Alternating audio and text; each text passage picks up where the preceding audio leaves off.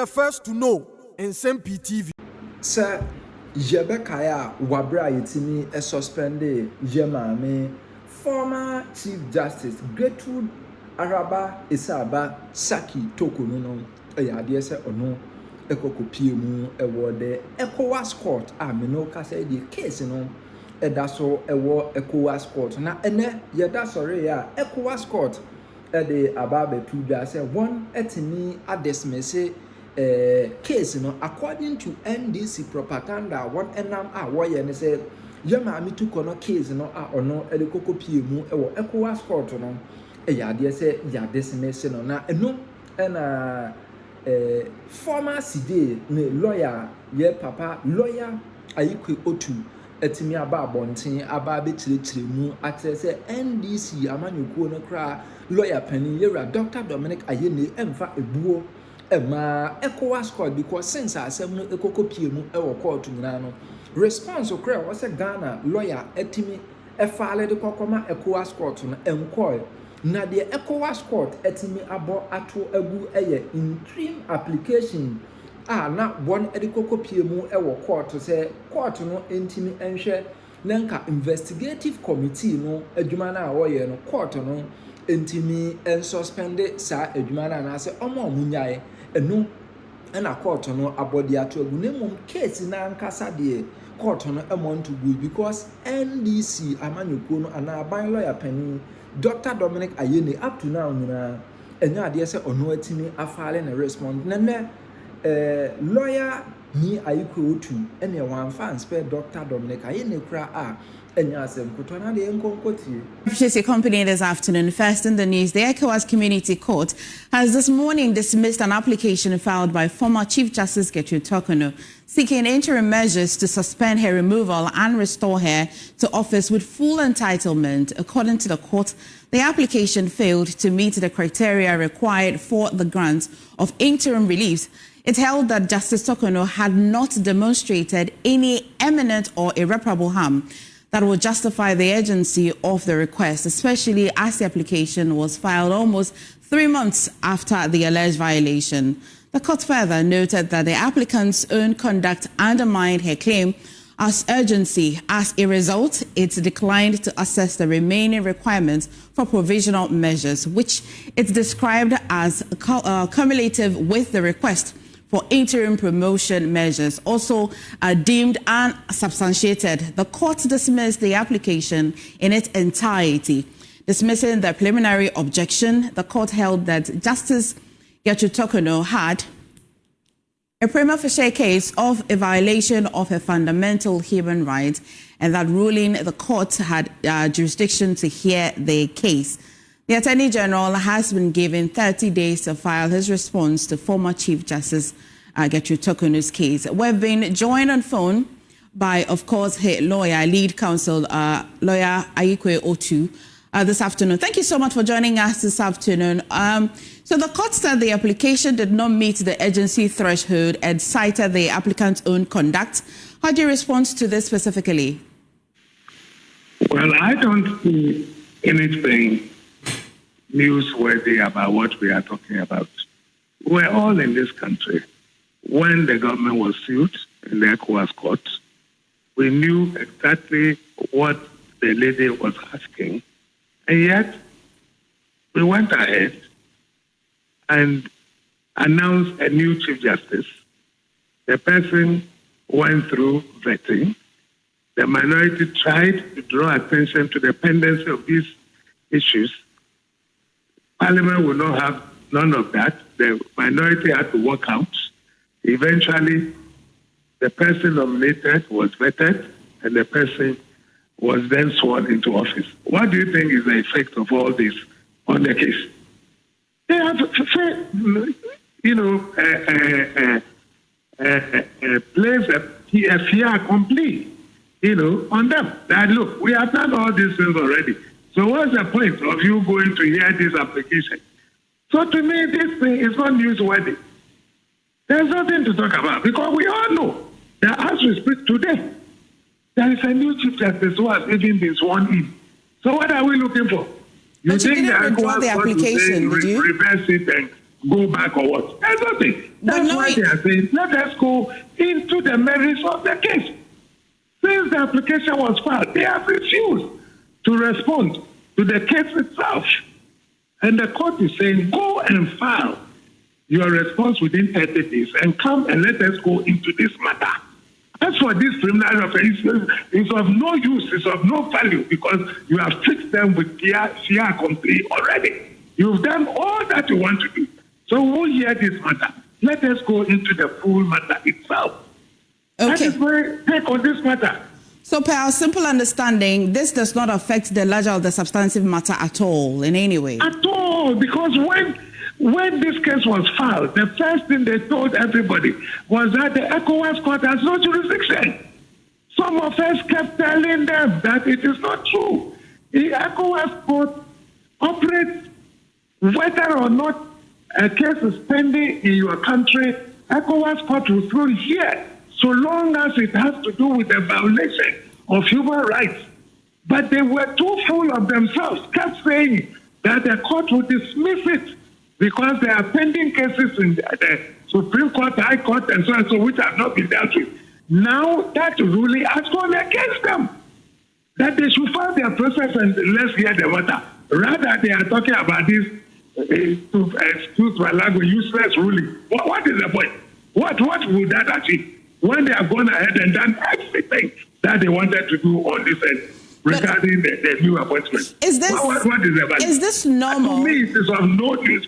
But what is newsworthy is that their preliminary objection has been dismissed and they have been given 30 days to file their processes. Okay, and so you're proceeding with or without? You're proceeding to the most substantive matter. That is it. That is the position. Okay. What's the general position anyway, that when a matter is in court, are you in any way suggesting that the actions that happened in Ghana, both in parliament, the minority walking out and all of that, had a certain impact on this particular preliminary matter in the ECOWAS court? I'm saying that I am only the substantive chief. I'm only a suspended chief justice. My matters are pending both in Ghana and ECOWAS. So stay your hands and let's see what the ruling will be. You said, no, I am going ahead to appoint a new chief justice. And you did that. And you even swore the person in. Why are you jubilating that an interim application has been dismissed? Because that interim has been overtaken by events. Right. That's the point I'm making. Right. Why didn't they just hold their horses to allow the ruling to come? For example, this ruling has come saying that it's okay, now there's no interim application. But all the applications were pending, and they still went ahead and did what they did. So what's happening in the Dubois trial? What's going on?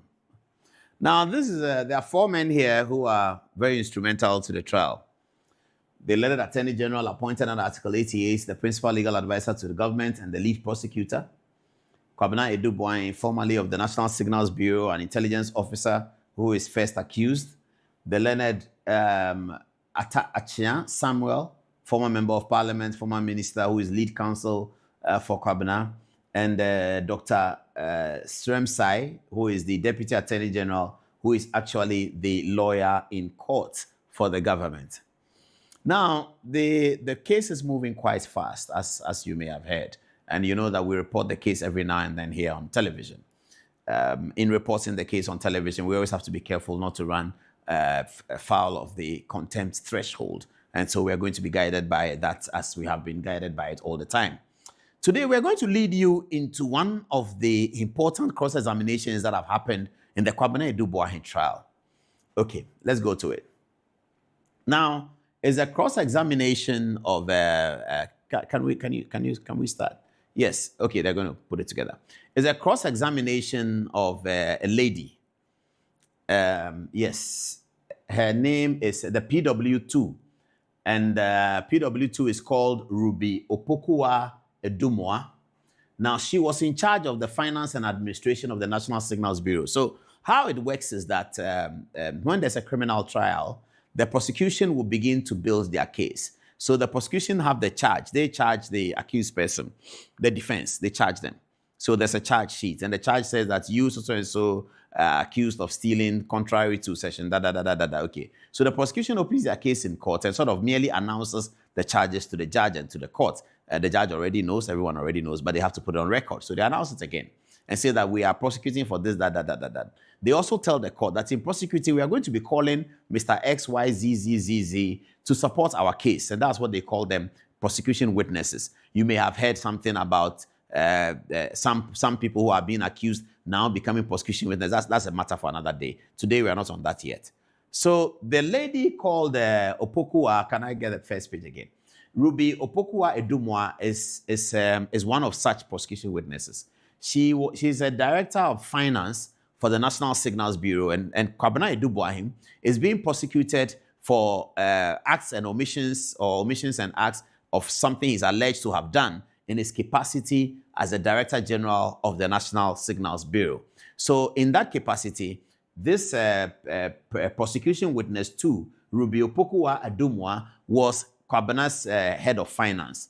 And so they are talking about money. They are alleging that some money has been either stolen or misappropriated. So it's important that the head of finance comes to testify. And the head of finance is testifying for the prosecution against her former boss. That's what she's testifying against. So that's the stage that you need to understand. So that, okay, so they want me to go straight to it. So the theme one is the testifying to save herself. Now, the lawyers for Kwabena Edubuahim seem to be suggesting to the court that the entire testimony of Madame Ruby is designed for Madame Ruby to save herself one way or the other from prosecution. That's what the lawyers are saying. That's not what we are saying. That's what the lawyers for Kwabena Edubuahim seem to be suggesting to the court. And here is how we know that.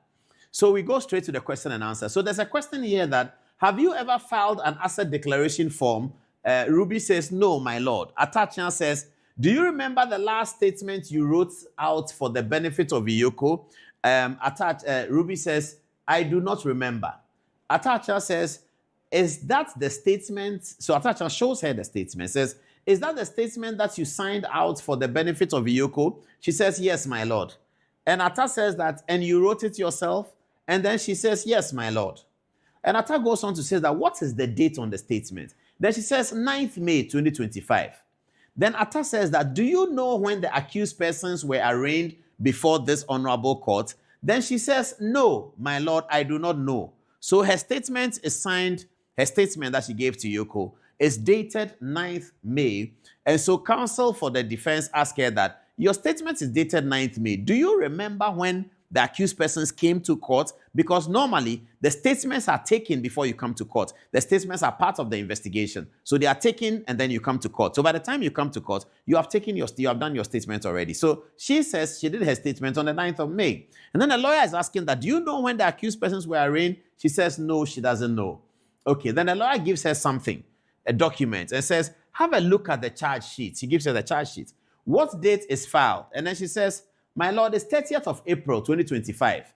Then Atachan says, I suggest to you that was the date the accused persons were arraigned before this honorable court. And then she says, my lord, I am not aware.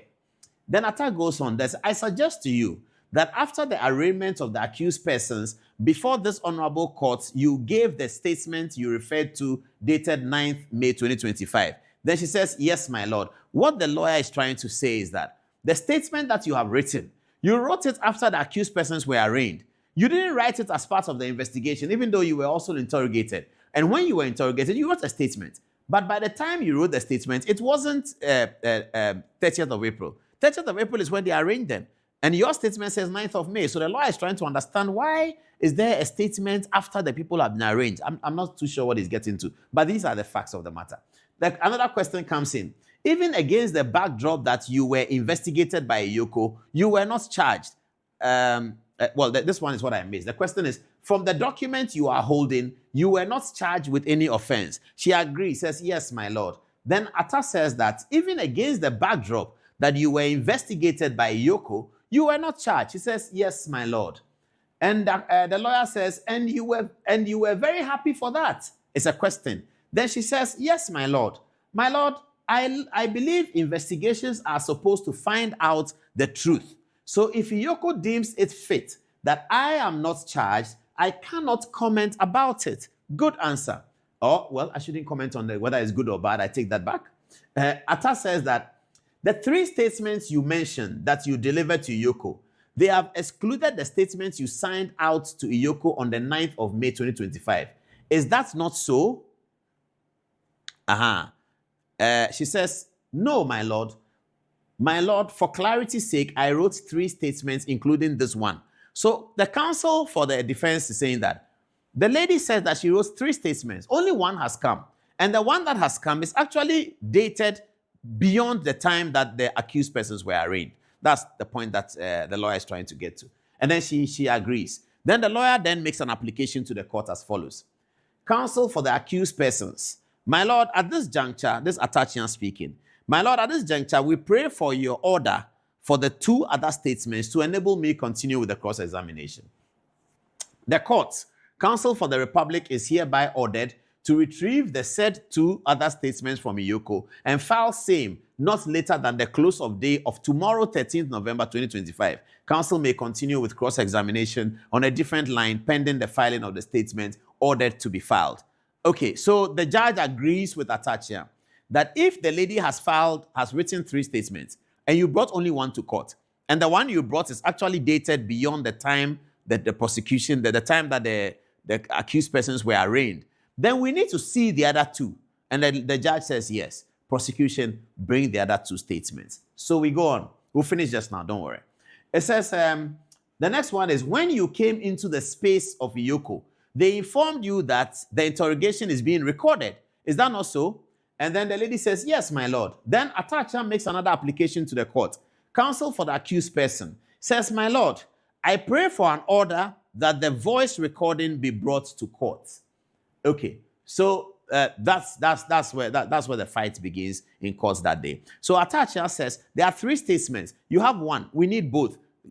He makes an application to the court. The application is granted immediately. The court says order it. Atacha further asks her that when you went to Iyoko for interrogation, they recorded it, isn't it? The lady says yes, they did. They told me they were recording it. Atacha then makes application. My lord, we want that recording also.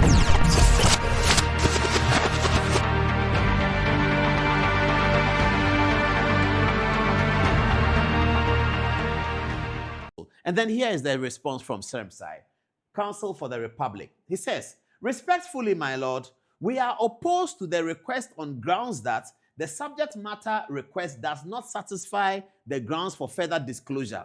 My lord, the Supreme Court recent decision is to all intents and purposes an obiter, and regardless of how elaborate the court puts it down, cannot constitute a ratio decidendi. Okay, good point. I believe she's making this point because Atacha may have argued that based on a Supreme Court decision, these recordings must be given. And the Deputy Attorney General is trying to distinguish, as they say, those Supreme Court decisions, calling them obiter. That's another conversation we can have. Obiter is not the main ruling. It's something that a judge says. The ratio decidendi is the main ruling. Ratio decidendi is Latin. Some say decidendi, which is the germane matter of. So if they take me to court or they take anybody to court and they say that you crossed the red traffic light, and the judge says that, yes, I believe that he crossed the red traffic light. I don't even like the black car he was using. Black cars are not very good because when you drive black cars in the afternoon, you can't see well.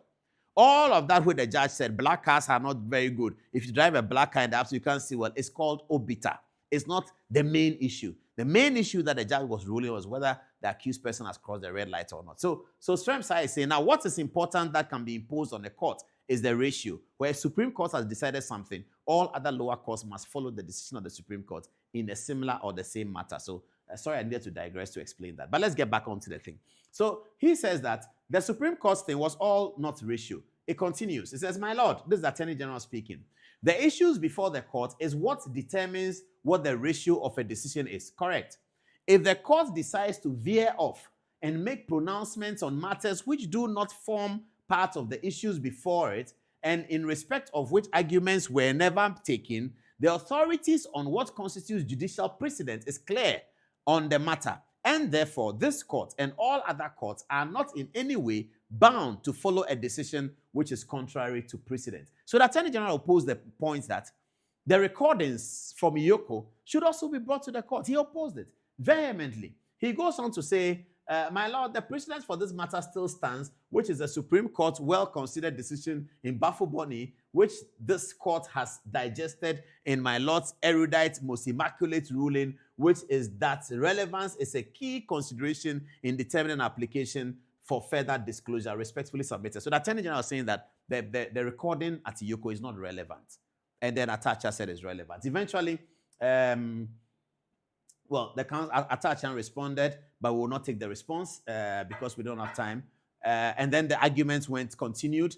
But eventually the court said, by court, the opposition is overruled. The audio recordings in the custody of Iyoko in respect of the interrogation of Edith Ruby Opokuwa Adumwa, if any, be procured by the Attorney General and filed as a further disclosure, same to be filed not later than close of day tomorrow, 13th November 2025. So this is what happened. This is what happened in the court. So you get it, isn't it? Now the judge said, bring the other statements, bring also the audio requirements. So the Attorney General's opposition was overruled. All right. The cross-examination then continued. Atacha said, I put it to you that the only reason why Iyoko admitted you to bail on pain of incarceration is because you were a suspect. So the lady said that when she went to Iyoko, she was admitted to bail. And Atacha is trying to say that you admitted to bail because you were a suspect. And then let's move on. She says, my lord, I do not know. And the question is, at the last sitting, you were making a comparison of two invoices which had the same invoice number, NSC006, generated by ISC Holdings Limited. Then kindly refresh your memory on this. So she says, yes, my lord. They give her some documents. Then the question is, the items as described in the two, these are the invoices for the purchase of the equipment that has become the center of this trial. The items as described in the